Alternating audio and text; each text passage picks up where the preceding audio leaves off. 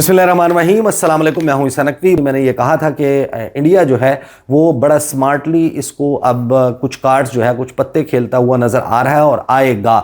और जब हमने ये प्रेडिक्ट किया था कि ये करेगा इंडिया, तो फिर उसके बाद वही कुछ होता हुआ नज़र आया। उन्होंने दावत दी चीन के वज़ीर ख़ारजा वांग वी को, वो आए, उनके साथ उन्होंने ट्रेड को रिज्यूम करने का। 2020 में गलवान इंसिडेंट के वक्त इंडिया और चाइना के दरमियान बराह रास्त फ़्लाइट्स जो हैं वो भी रुक गई थी और उनके दरमियान बॉर्डर के ज़रिए होने वाली लाइन ऑफ एक्चुअल कंट्रोल जिसका डिस्प्यूट है, वहाँ से होने वाली ट्रेड तिजारत जो है उस पर भी पाबंदी लग गई थी, वो नहीं हो रही थी। वो हुआ और साथ ही शंघाई ताउन तंजीम के सरबराह इजलास में नरेंद्र मोदी बनफ़से नफीस उन्होंने जाने का फैसला किया और वो गए। और फिर आपको वो बड़ा फेमस जो उन्होंने ड्रैग करके बुला के ज़बरदस्ती का एक जो है उन्होंने मुसाफा किया, जिसमें एक तरफ शी जिनपिंग, एक तरफ जो है वो रूसी सदर व्लादिमीर पुतिन थे। वो ये सारे ऑप्टिक्स करता हुआ नज़र आ रहा था इंडिया कि वो इट्स ल्यूरिंग अमेरिका बैक, जो उसका असल रोमांस है, जो उसका रोमानवी ताल्लुक है अमेरिका के साथ, वो उसको वापस अट्रैक्ट करने के लिए उसके लिए एक जेलसी क्रिएट कर रहा है। जिस तरीके से डोनाल्ड ट्रंप जो है वो नरेंद्र मोदी के बेहतरीन दोस्त होते हुए हाउडी मोडी इवेंट आपको याद होगा, और फिर जो डोनाल्ड ट्रंप का दौरा था गुजरात का और फिर दिल्ली का जो प्रोग्राम का वक्त था जहां जब एक बड़ा मैसेकर हुआ था मुसलमानों का, उस वक्त दौरा किया था डोनाल्ड ट्रंप ने, तो वो भी आपके जहन में होगा कि ये वो वक्त था कि जिस वक्त लगता ये था कि जैसे नरेंद्र मोदी और डोनाल्ड ट्रंप एक सिक्के के दो ही रुख हैं, वो जय और वीरू हैं जिनकी बड़ी ज़बरदस्त दोस्ती है, लेकिन वो दोस्ती गहना गई।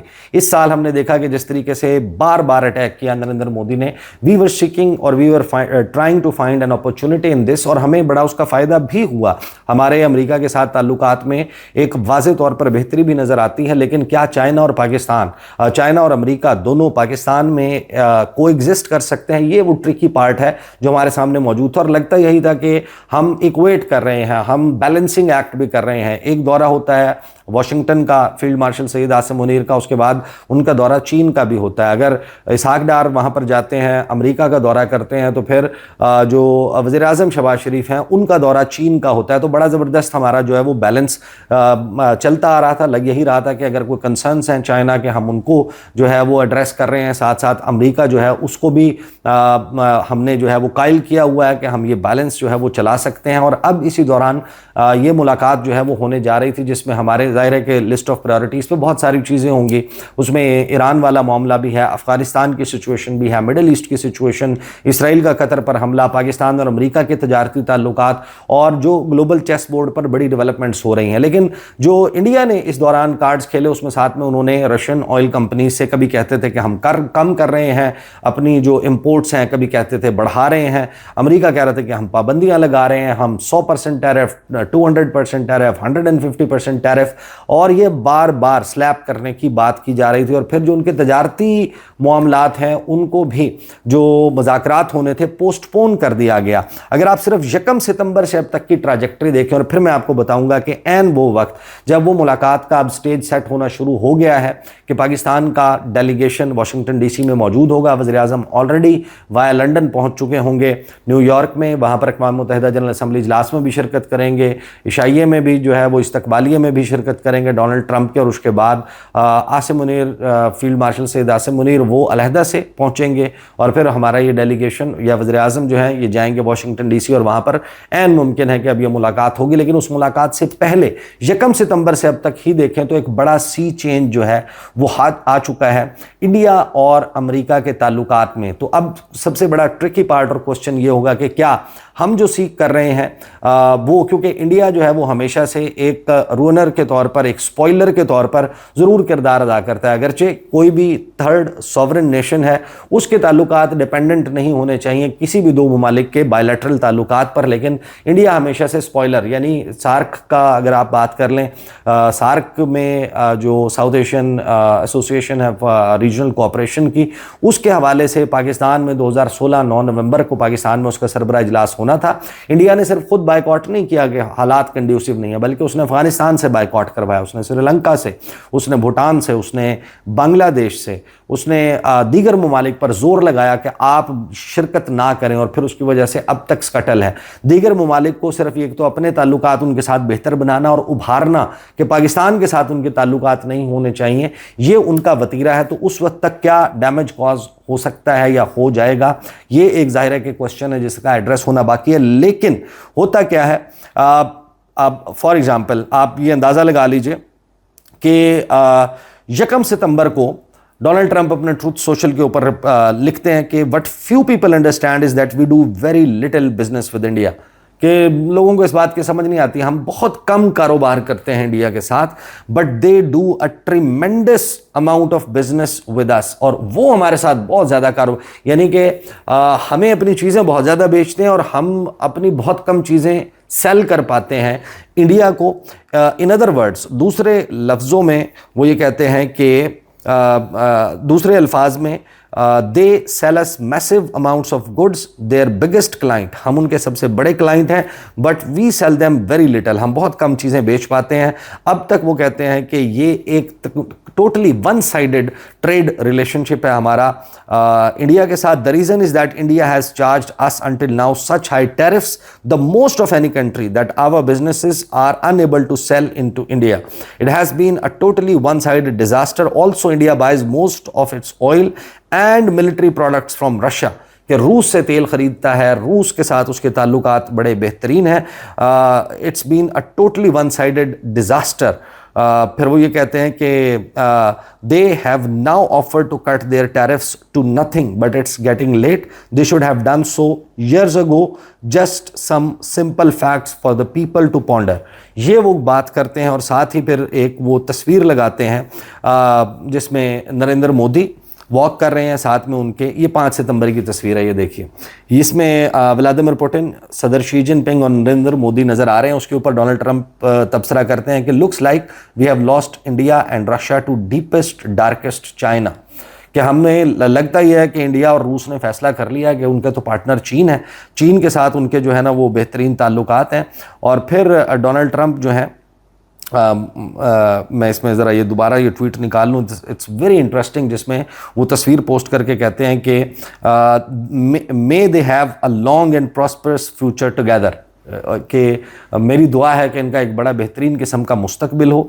और फिर 6 दिन पहले वो ये कहते हैं अचानक से चीज़ें तब्दील होना शुरू होती हैं जब इंडिया ये ऑप्टिक्स लेता है शंघाई ताउन तंजीम के मौके पर। अमेरिका को भी एक रियलिटी चेक मिलता है कि हम जितना कॉर्नर कर रहे हैं, जितना दबा रहे हैं इंडिया को, इसके नतीजे में सचमुच इंडिया जो है वो चाइना और रूस के साथ उस मकाम पर ना चला जाए जहाँ से इंडिया को वापस लाना मुमकिन ना हो। तो फिर वो कहते हैं 6 दिन पहले उन्होंने 9 सितंबर को ये ट्वीट किया, यानी 1 सितंबर को उनकी सोच क्या थी इंडिया के बारे में, और वो बार बार जो स्टेटमेंट्स देते आ रहे थे इंडियन जहाज़ों के बारे में, राफेल के गिरने के बारे में, वो सारी बातें करते नजर आ रहे थे। और फिर अचानक से वो कहते हैं कि I am pleased to announce, मुझे बड़ी खुशी महसूस हो रही है ये ऐलान करते हुए कि इंडिया और यूनाइटेड स्टेट्स ऑफ अमेरिका वो नेगोशिएशंस उन्होंने शुरू कर दिए हैं ट्रेड बैरियर्स ख़त्म करने के लिए हमारे दोनों ममालिक के दरमियान। I look forward to speaking with my very good friend, कि मैं अब बड़ी जल्द अपने बहुत ही अच्छे दोस्त के साथ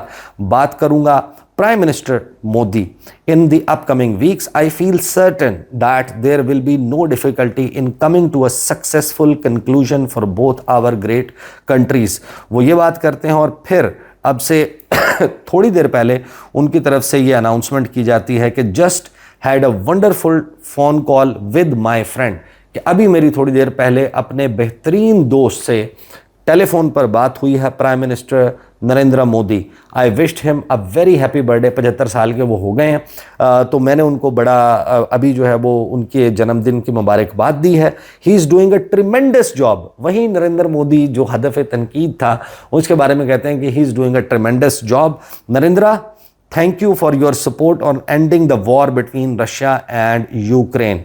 president DJT, Donald J Trump, वो कहते हैं कि नरेंद्र, बहुत शुक्रिया तुम्हारा कि तुम हमारी मदद कर रहे हो, ताउन कर रहे हो, ताकि रूस और यूक्रेन के दरमियान जंग जो है वो ख़त्म हो। और उसके ऊपर नरेंद्र मोदी ने अब से थोड़ी देर पहले अपने ट्वीट के ज़रिए शुक्रिया अदा किया है डोनाल्ड ट्रंप का, और उन्होंने डोनाल्ड ट्रंप को टैग करते हुए जवाब देते हुए नरेंद्र मोदी ने कहा, thank you my friend president Trump for your phone call and warm greetings on my 75th birthday. Like you I am also fully committed to taking the India-US comprehensive and global partnership to new heights. We support your initiatives towards a peaceful resolution of the Russia-Ukraine conflict. उसके ऊपर वो तबसरा करते हैं. तो obviously जो एक thaw आया है या जो बर्फ पिघली है अब अमेरिका और इंडिया के दरमियान, इससे जो प्रॉस्पेक्ट्स हम सोच रहे थे, हमारे जहन में थे, जिसमें वो इंडिया को ताने देता हुआ नजर आ रहा था कि हम पाकिस्तान के साथ मिलकर ऑयल एक्सप्लोरेशन करने जा रहे हैं हाइड्रोकार्बन्स में,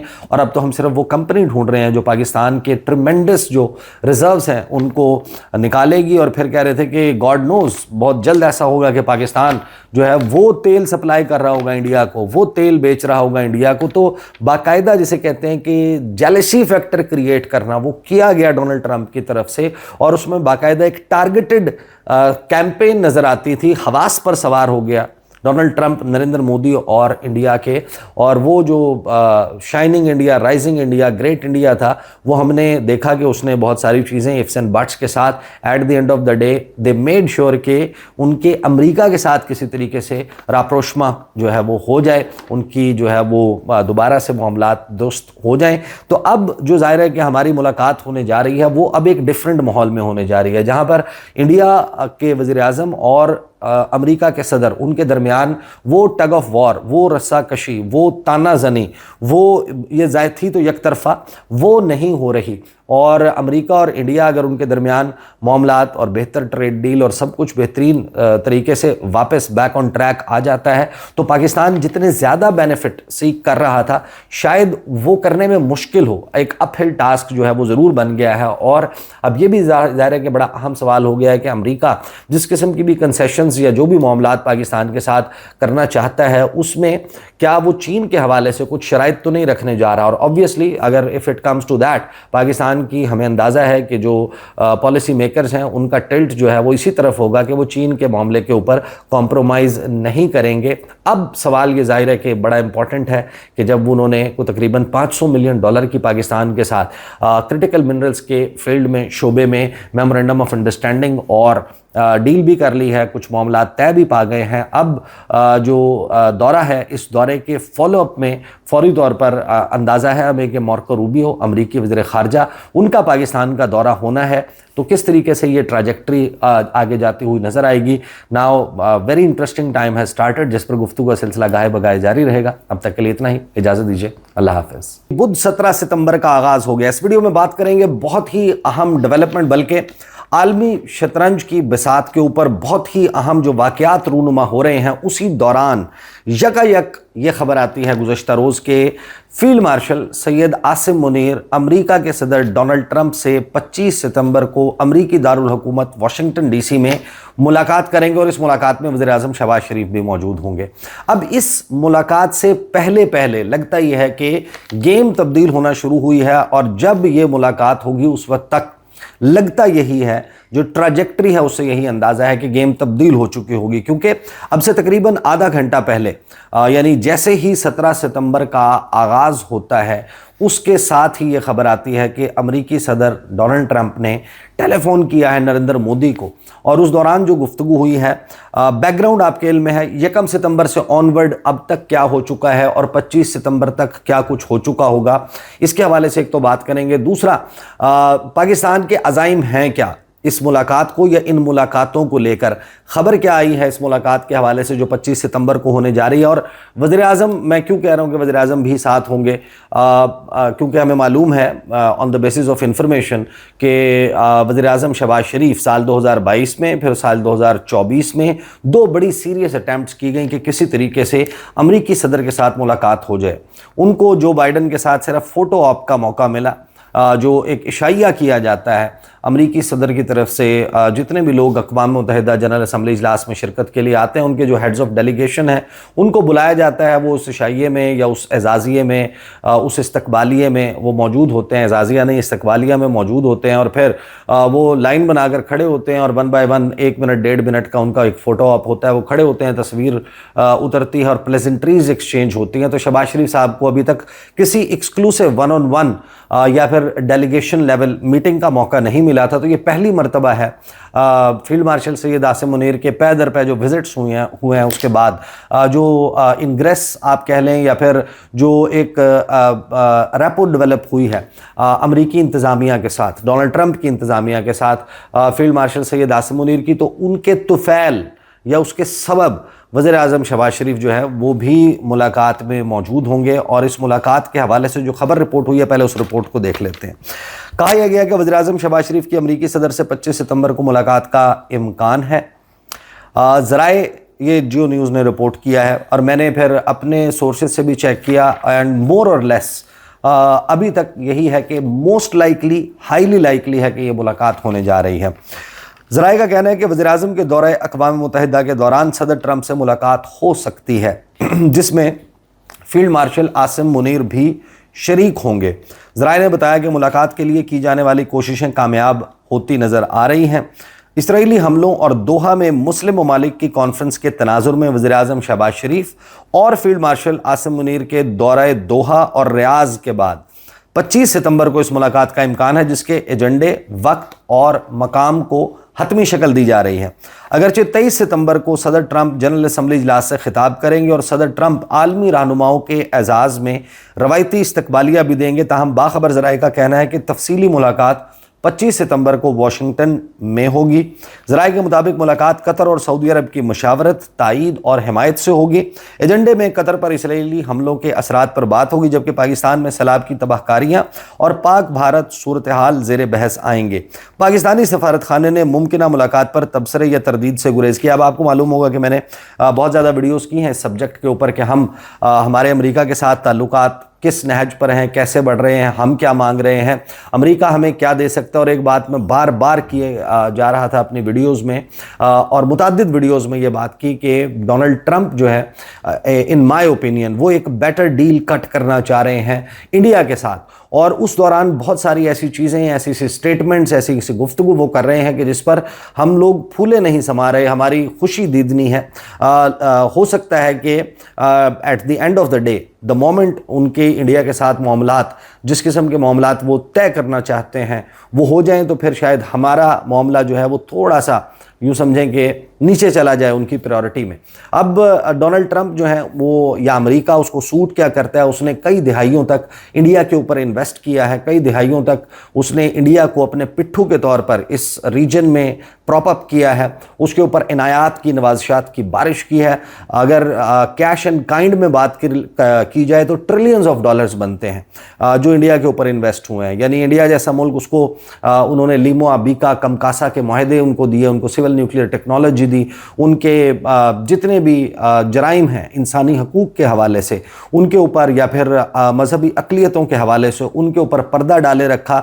और जिस किस्म की कंसेशंस इंडिया को अमेरिका ने आलमी सतह पर दी हुई हैं, दुनिया में शायद ऐसी कोई और मिसाल नहीं मिलती। अब अगर कंपैरिजन किया जाए, मार्केट कंपैरिजन और स्ट्रेंथ का कंपैरिजन, तो पाकिस्तान और इंडिया का न्यूमेरिकल स्ट्रेंथ में कोई मवाजना नहीं बनता। इंडिया कोई 7-8 गुना बड़ी मार्केट है पाकिस्तान से, उनका कंज्यूमर जो है वो हमसे कहीं ज़्यादा है, बड़ी कंज्यूमर बेस है उनकी। इंडिया जो है वो रकबे के लिहाज से पाकिस्तान से कम से कम 4 गुना बड़ा मुल्क है, आबादी के लिहाज से कम 8 गुना बड़ा मुल्क है। 25 करोड़ हमारी आबादी है, 1.5 अरब उनकी आबादी है। इसी तरीके से हमारे जो रिज़र्व्स हैं वो अगर देखें तो वो 10 अरब डॉलर से 20 अरब डॉलर कमर्शियल बैंक मिला लें और जो स्टेट बैंक है उसके रिजर्व्स मिला लें तो हमारे इतने बनते हैं, उनके कुछ 700 से 800 के दरमियान बनते हैं। और जितनी बड़ी मार्केट मार्केट है और फिर जिस तरीके से उसको ट्रेन किया जा रहा था as a bulwark against China for its anti China games, तो ये तो मालूम था कि वो इंडिया के साथ जो है वो ज़्यादा बेहतरीन रखना चाहते हैं। हमें अपने तौर पर ये ज़रूर ध्यान में रखिएगा कि हम जब भी बात करते हैं कि अगर स्ट्रेटेजिक पार्टनरशिप हमें अमेरिका की मिले तो पाकिस्तान का इससे बड़ा फ़ायदा ही नहीं हो सकता। लेकिन असल सवाल यही है कि क्या हमारे ट्रांजैक्शनल रिलेशनशिप को अमेरिका हमें एक लॉलीपॉप के तौर पर सेल कर सकता है कि ये एक स्ट्रेटेजिक पार्टनरशिप है, और साइमल्टेनियसली अगर पाकिस्तान और इंडिया एक दूसरे के बदतरीन दुश्मन ममालिक हैं तो क्या कोई और मुल्क एक ही वक्त में दोनों का स्ट्रेटेजिक पार्टनर हो सकता है? ये मुमकिन नहीं है, मन तक नहीं इसको तस्लीम करती। अगर इंडिया का स्ट्रेटेजिक पार्टनर है अमेरिका तो उसके साथ ही वो पाकिस्तान का स्ट्रेटेजिक पार्टनर तो नहीं हो सकता। बेहतरीन दोस्त हो सकता है, अच्छा दोस्त हो सकता है, एक ट्रांजैक्शनल रिलेशनशिप ज़रूर हो सकता है। और यही वो मामला है जो खटक रहा था कि मई से ऑनवर्ड जिस तरीके से इंडिया की बैशिंग शुरू की, डोनाल्ड ट्रंप ने नरेंद्र मोदी के हवाले से, इंडिया के जहाज़ गिरने के हवाले से बार बार स्टेटमेंट्स देना शुरू की और इंडिया एक तरीके से बैकफुट पर जाता हुआ नज़र आ रहा था। फिर टैरिफ्स वाला मामला आया, एक के बाद एक अमेरिका ने टैरिफ्स अनाउंस किए और हमें साउथ एशिया में सबसे बेहतरीन टैरिफ मिला और हमारी कंपेटिटिवनेस जो है वो बढ़ गई अमेरिकी मंडियों में साउथ एशिया की, जनूबी एशिया की दीगर जितनी भी नेशंस हैं उनके मुकाबले में। तो पाकिस्तान, जाहिर है कि पाकिस्तान की मिनरल्स की डील भी वो कट करना चाहते हैं, पाकिस्तान के साथ एक अच्छी जो है वो एक्सप्लोरेशन के हवाले से भी, वो मैं बड़ी तफसील से उसके ऊपर बात कर चुका हूँ। अब हमारे यहाँ ये बात बड़े शद्दोमद से की जा रही थी कि हम बैक वक्त चीन और अमेरिका के दरमियान एक बेहतरीन बैलेंस रखते हुए एक बेहतरीन ताल्लुकात जो है वो बना सकेंगे दोनों ममालिक से। और हमने ये भी कहा कि हमारा माजी में इसका बड़ा तजुर्बा है, हम अमेरिका और चीन को भी एक दूसरे के करीब ला चुके हैं इससे पहले, तो आज भी शायद हम ये कर पाएंगे क्योंकि पाकिस्तान की फ़ज़ाओं में पाकिस्तान दुनिया का वो ख़ास मुल्क है जहाँ पर अमेरिकी जंगी लड़ाका तैयारे और चाइना के लड़ाका जंगी तैयारे जो हैं वो बैक वक्त महवे परवाज़ होते हैं। तो अब सवाल ये पैदा हो गया था कि क्या अमेरिकी कंपनियां और चाइनीज़ कंपनियां बैक वक्त पाकिस्तान के सॉइल पर ऑपरेट करती हुई हमें नज़र आएंगी, बलूचिस्तान में, खैबर पख्तूनख्वा में, कबायली इलाका जात में, साथ में गिलगित बल्तिस्तान, आज़ाद जम्मू और कश्मीर और पाकिस्तान के साहिलों पर। यह बड़ा अहम सवाल था और लग ये रहा था कि we can pull this off. अभी भी जाहिर है कि we are not saying at all कि ये करना मुमकिन नहीं है, लेकिन